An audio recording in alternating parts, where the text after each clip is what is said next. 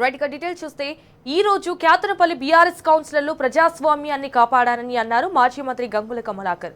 51 రోజుల కుటుంబాలకు దూరంగా ఉండి ప్రభుత్వం ఎన్ని ప్రలోభాలకు పాల్పడినా ధైర్యంగా నిలబడ్డారన్నారు. అయితే ప్రభుత్వంపై ప్రజల వ్యతిరేకతకు స్థానిక సంస్థల ఎన్నికలే నిదర్శనమని తెలిపారు. ఇప్పటికైనా ప్రజా తీర్పును గౌరవించి ఎన్నికల అధికారులు, పోలీసు యంత్రాంగం క్యాతనపల్లి ఎన్నిక సజావుగా జరిగేలా చూడాలని కోరారు.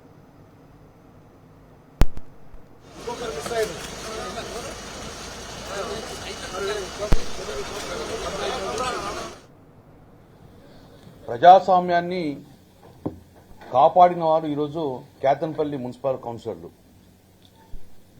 51 రోజు ప్రభుత్వ బెదిరింపులు కూడా పట్టించుకోకుండా మేమందరం కూడా ప్రజాస్వామ్యాన్ని కాపాడుతాం. ప్రజలు మాకు బీఆర్ఎస్ పార్టీకి సిపిఐ ఓట్లేసారు కాబట్టి ప్రజల నమ్మకాన్ని మేము వమ్ము చేయకుండా వేరే పార్టీకి పిలిచినోడు పోమని చెప్పేసి ఈరోజు ప్రజాస్వామ్యాన్ని, ప్రజల తీర్పును కాపాడింది క్యాతనపల్లి మున్సిపల్ కౌన్సిలర్ మా 10 మంది టీఆర్ఎస్, 4 సిపిఐ వారికి మనస్ఫూర్తిగా మేము వారికి అభినందన తెలియజేసుకుంటున్నాను. పట్టుదలతోటి ఎన్ని వాళ్ళు ప్రలోభాలు పెట్టినడం లొంగకుండా నిఖార్సుగా ఉన్న వ్యక్తులు ఈరోజు మా యొక్క సిపిఐ మరియు మా బీఆర్ఎస్ పార్టీ కౌన్సిలర్లు. ఇది మా క్రమశిక్షణ మార్పు.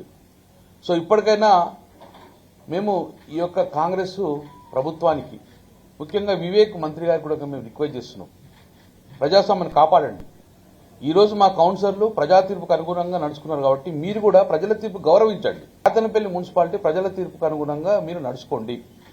ఇప్పటికైనా పోలీస్ బందోబస్తు పెట్టి డిస్టర్బ్ చేస్తా అంటే ఇక అంతకన్నా దుర్మార్గంగా మీరు ఉండే పరిస్థితి లేదు. ఈరోజు ముఖ్యంగా మా డే, టీఆర్ఎస్ పార్టీ డే. ఈరోజు ఈ యొక్క తెలంగాణలో 3 మున్సిపాలిటీలు, ఇబ్రహీంపట్నం కానివ్వండి, ఖానాపూర్ కానివ్వండి, ఇక్కడ క్యాతనపల్లి కానీ, ఈ మూడు మున్సిపాలిటీలు గెలిచిన 2 సంవత్సరాల లోపలే ప్రభుత్వం విఫలమై 3 మున్సిపాలిటీలు ఈరోజు బీఆర్ఎస్ పార్టీ కైవసం చేసుకుందంటే ప్రజల వ్యతిరేకతను క్లియర్ కనబడుతుంది. కాబట్టి ఇంకా వ్యతిరేకత పెంచుకునే విధంగా ఉండకుండా చెప్పేసి సజావుగా సాగే విధంగా ప్రజల తీర్పు గౌరవించమని చెప్పి మరొకసారి ప్రజాస్వామ్యాన్ని కాపాడమని చెప్పేసి ప్రభుత్వాన్ని కోరుతున్నాం.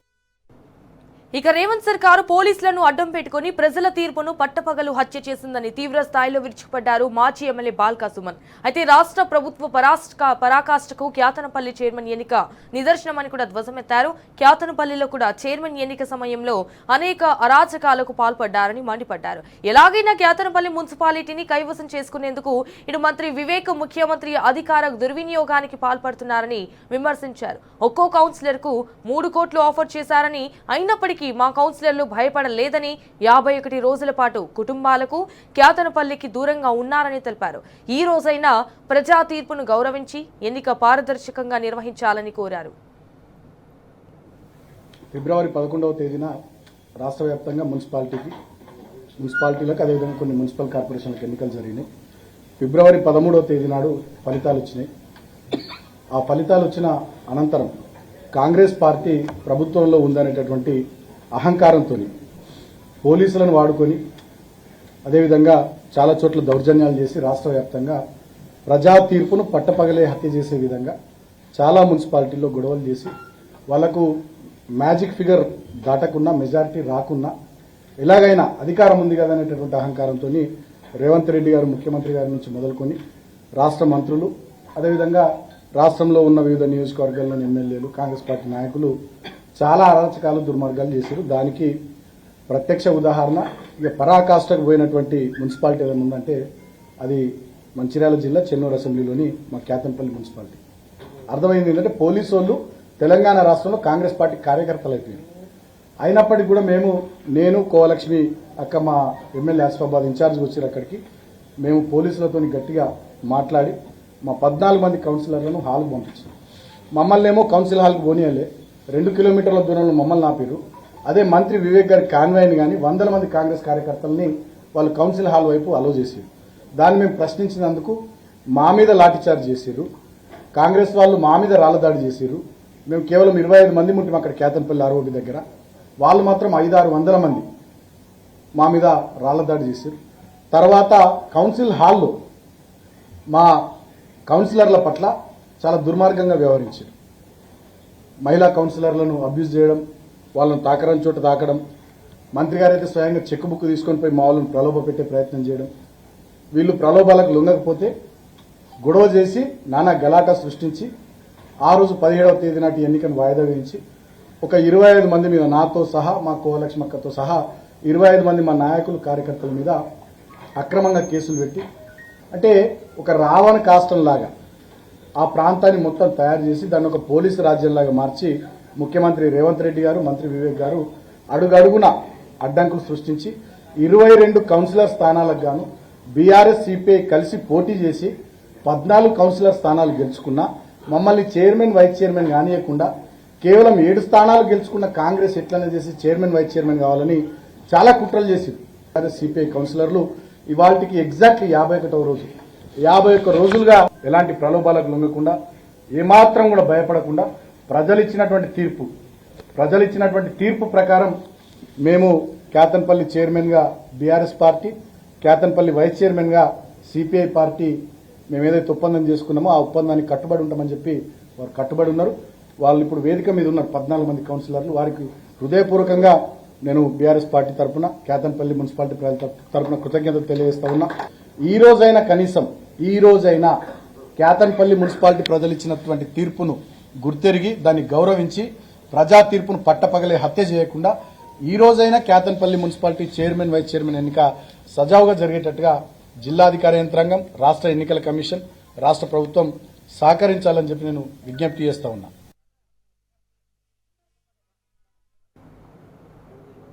ఇక రాష్ట్రంలో వాయిదా పడుతూ వస్తున్న 3 మున్సిపాలిటీల్లో చైర్మన్, వైస్ చైర్మన్ల ఎన్నిక ప్రక్రియకు సర్వం సిద్ధమైంది. హైకోర్టు జోక్యంతో ఎన్నికల సంఘం ఇవాళ చైర్మన్, వైస్ చైర్మన్ల ఎన్నిక నిర్వహించనున్నారు. సో మరి కాసేపట్లో కౌన్సిలర్లు ప్రమాణ స్వీకారం చేయనున్నారు. మధ్యాహ్నం 12:30కు ఎన్నికలు నిర్వహించేందుకు అన్ని ఏర్పాట్లు కూడా పూర్తి చేశారు. ఈవెన్ మంచిర్యాల జిల్లాలోని ఇటు కేతనపల్లి మున్సిపాలిటీలో చైర్మన్, వైస్ చైర్మన్ ఎన్నిక రాజకీయంగా అత్యంత ప్రాధాన్యత సంతరించుకుంది. మంత్రి వివేక్ ఎన్ని అడ్డదారులు తొక్కినా, ఎంత భయపెట్టినా బీఆర్ఎస్ కౌన్సిలర్లు అదురులేదు, బెదరలేదు. అయితే కౌన్సిలర్లను ఏకతాటిపై ఉంచడం, క్రాస్ ఓటింగ్ జరగకుండా చూసిన మాజీ మంత్రులు గంగుల, కొప్పుల, ఇటు గులాబీ క్యాడర్ కౌన్సిలర్లు భయభ్రాంతులకు గురి కాకుండా చూశారు. మంచిర్యాల జిల్లా కేతనపల్లి మున్సిపాలిటీలో ఇటు బీఆర్ఎస్ సిపిఐ పొత్తు పెట్టుకోగా 22 వార్డులకు గాను 10 వార్డుల్లో బీఆర్ఎస్, 4 వార్డుల్లో సిపిఐ అభ్యర్థులు గెలుపొందారు. బీఆర్ఎస్ సిపిఐ కూటమికి స్పష్టమైన బలం ఉన్నది. అండ్ కాంగ్రెస్ అభ్యర్థులు 7 స్థానాల్లోనే గెలిచారు. కానీ మంత్రి వివేక్, కాంగ్రెస్ నేతల అరాచకాల వల్ల గతంలో చైర్మన్, వైస్ చైర్మన్ ఎన్నిక ప్రక్రియ నిలిచిపోయింది.